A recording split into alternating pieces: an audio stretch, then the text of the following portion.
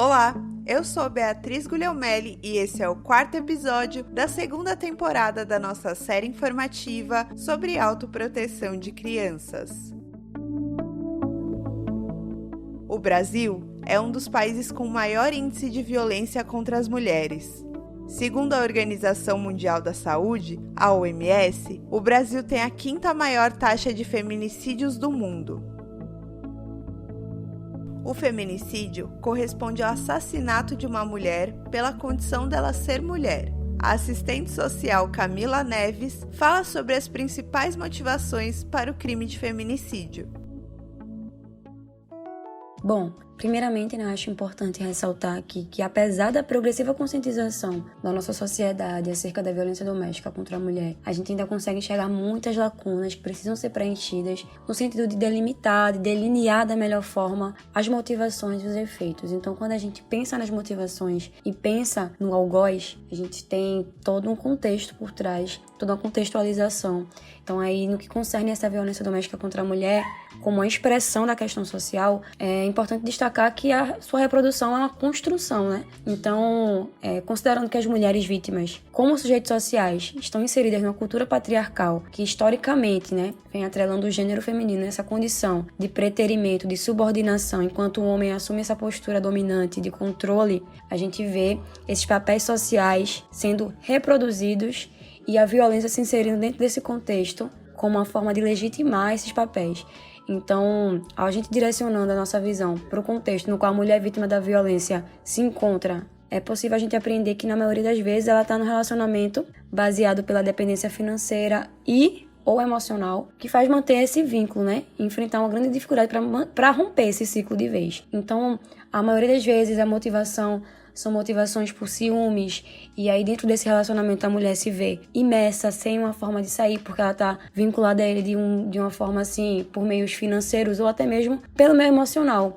Então são casos e casos, mas no geral a gente entende que a maioria dos algozes muitas vezes são os parceiros das mulheres vítimas, então são os namorados, os maridos, até mesmo ex-relacionamentos que não deram certo e não aceitam esse término. Então, assim, é uma situação bastante delicada, mas que se insere diretamente na construção social e nesses papéis, que vão sendo reproduzidos de geração em geração dentro da cultura patriarcal, na qual a nossa sociedade se insere.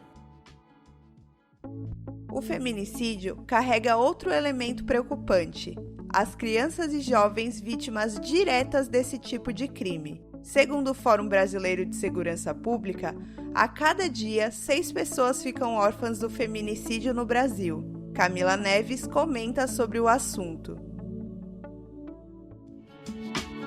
Considero que a violência ela não se encerra no feminicídio. Então, a partir do momento que a gente consegue identificar os filhos e as filhas deixados pela vítima na situação de orfandade também como vítimas diretas, a gente consegue entender que esse processo violento ao qual elas foram expostas é também direcionada a elas. Por quê? Porque elas acompanham esse ciclo dentro dos seus lares. Essas crianças e adolescentes, elas crescem vivenciando experiências traumáticas que vão afetar diretamente seu desenvolvimento e sua vida, Então, por acreditar que esse processo que envolve a violência até a concretização do feminicídio atinge de modo primário as crianças e adolescentes dentro do ambiente familiar, eu acho importante enfatizar que as vítimas do crime feminicídio não são apenas as mulheres, as crianças também, os adolescentes, os filhos dessas mulheres que acabam ficando na condição de orfandade também são vítimas, desde o primeiro momento de violência ao qual elas estão expostas. Então, dito isso, a gente consegue entender que os aparatos legais que o ECA proporciona, dentro das diretrizes de proteção à criança e adolescente, elas acabam sendo desrespeitadas.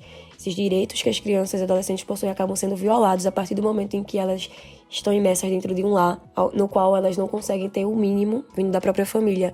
A família que é aquela base, A gente tem como a socialização primária, então a família deve fornecer para a criança tudo isso para que ela se desenvolva da melhor forma. Então, dentro de um ambiente onde a violência é perpétua, então a gente não consegue observar essas condições saudáveis para o desenvolvimento dessas crianças. Então, quando a criança ela é exposta a uma situação na qual ela fica órfã, e dentro todo esse contexto, ela viu a mãe sendo violentada, que a maioria dos casos é assim que acontece.